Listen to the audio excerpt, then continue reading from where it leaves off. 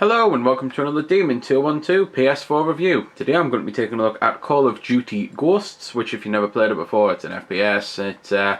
It's a little known game. I mean, not many people really know about it. I mean, it comes out every year actually, funnily enough, and it's only one of the largest games in existence, and sarcasm sometimes is necessary when talking about certain games, and this is one of them, because quite frankly, if you haven't heard of this game, you've either just woken up from a 20-year-long coma, or you've been in a cave, or, you know, it's that sort of thing. This has gripped the entire world, love it or hate it. It's done something that very few games can do.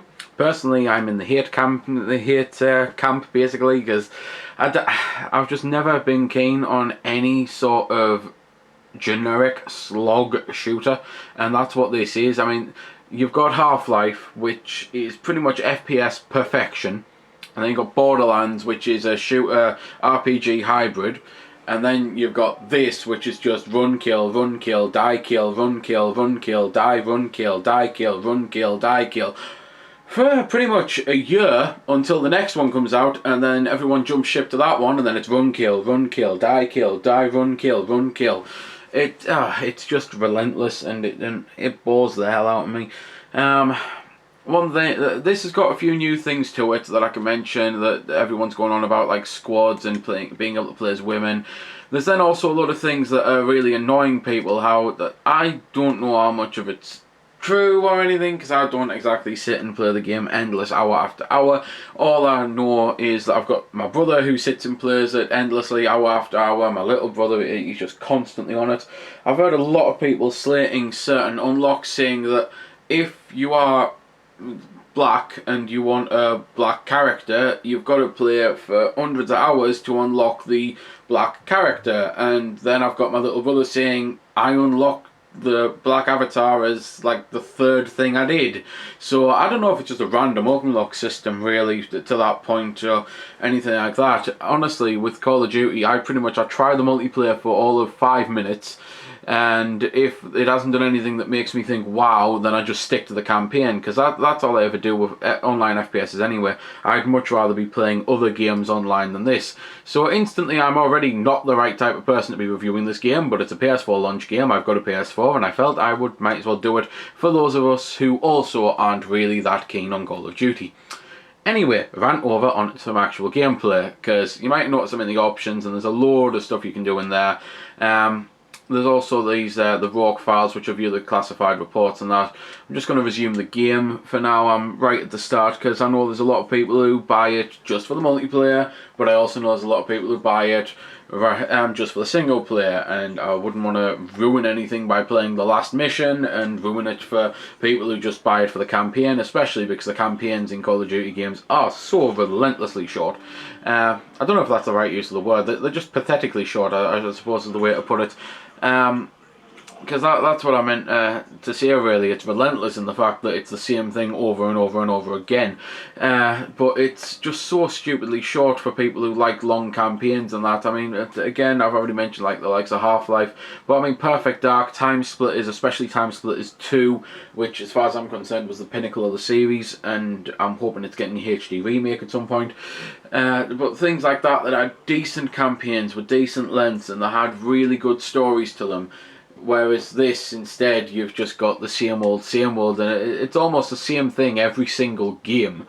This one at least changes things up a bit. You've got some space sections which are coming up, and to be fair, I think they're coming up. I think I might have already done them when I've loaded this file, and that was pretty cool. Where you're fighting in low grav, even though bullets wouldn't be able to fire without oxygen, and explosions can't happen without oxygen, and fire can't exist in space without oxygen, and basically it's not exactly the most realistic game you've ever played of. The whole space scene is there for the looks and not the scientific accuracy, which quite frankly, if you're playing any game for anything other than scientific accuracy, then I don't know what type of person you are. I really don't.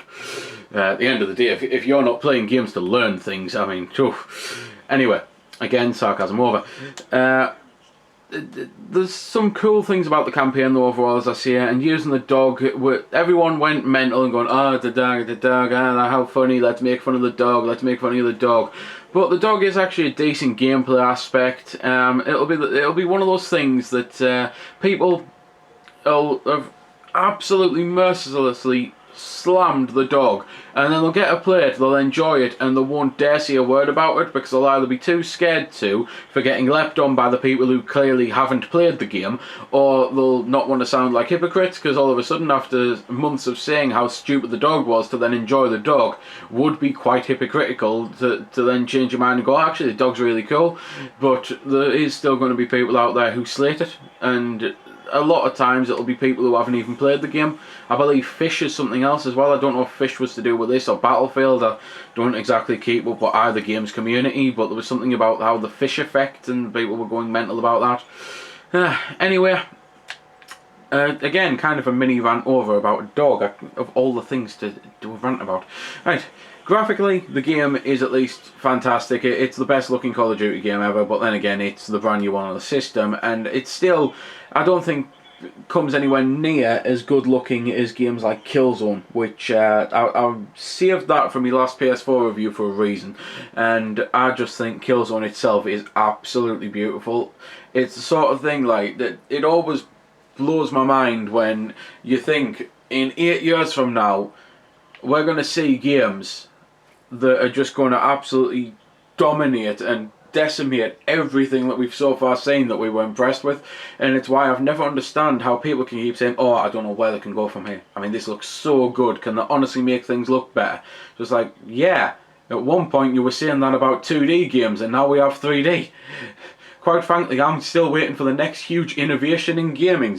I mean, if you can somehow add a fourth dimension, being time, not what everyone seems to think the fourth dimension is, if you can somehow add 4D to games, then trust me, that will be a significant improvement. That'll be something that they can really do, that will be totally different, that no one's done before. So, yeah, trust me, I can believe that this isn't the pinnacle, but it's still, at the same time, you'll put this on side by side to, I don't know, maybe Call of Duty 75, and you'll just think, I can't believe we thought Call of Duty 15 was really good looking, you know?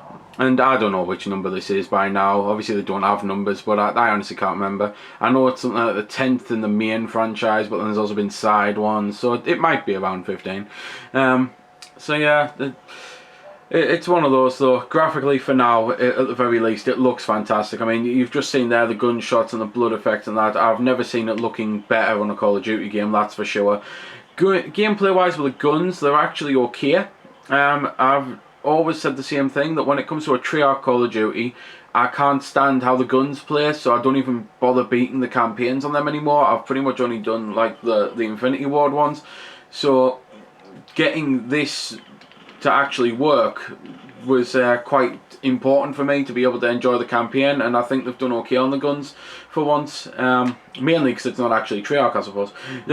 But I know it's also not technically Infinity Ward because it's now like some subdivision and people who made it left to make Titanfall, and I think it's Titanfall anyway.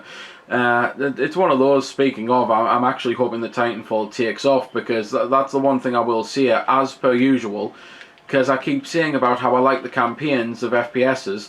I still think games like this do nothing but hurt the FPS genre, and by saying that you are an FPS fan now, it is something of a, people immediately think, well, this is all the stuff that you play, that you just sit there and play Call of Duty for about 1,500 hours a day, you know, rather than you're actually playing decent games. So with Titanfall to be coming out with no campaign whatsoever, I hope it takes off, because quite frankly I would much rather have Call of Duty and Battlefield have no campaign whatsoever, and then instead maybe them then come out with a fantastic single player first person shooter experience, like how, for example, Destiny.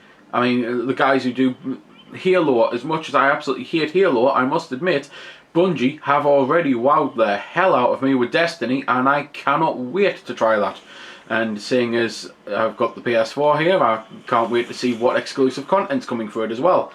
So yeah, I honestly can't really think of much else to say about it. It's your usual Call of Duty, but it's much more impressive because it's the PS4. My little brother, who again just sits and plays and plays and plays, and for everyone thinking when you see a little brother, for some reason that seems to put an image in people's minds that it's like a 6-year-old playing. He is not 6. He is far, far older. And there's nothing to worry about with that, other than the fact that he plays it all day. Anyway, he personally loves it. He says it's probably the best one that he's played in a long time, so that I suppose it at least gets his thumbs up. And he isn't also like your usual COD player who says that the new one is automatically the best, because I think he's still in the crowd of Call of Duty 4 is still probably the pinnacle of the series. And to be honest, when it comes to the campaign, even I would say that Call of Duty 4 was the pinnacle of the series. I think it was the best campaign they've ever done. It was the first one that actually played like a real first-person shooter campaign, but even so, it still pales in comparison to your Half-Lives and that. So, yeah, I don't think there's anything else I can relentlessly drone on about or anything like that, so I think now's as good a time as any to finish the vid. So there we go then. That's been the review. I hope you found it helpful. I don't score the games because that's based purely on opinion, so instead I'll leave you to make your own mind up. So thanks for watching, and if you've got any questions about the game that I didn't answer in the vid or that hasn't been answered in the comments, then feel free to ask and I'll help if I can. Also, if you did find it helpful, don't forget to check out my channel because there's plenty more like this up there, and don't forget to subscribe because there'll be plenty more to come as well. So until next time, this has been Demon212, signing off.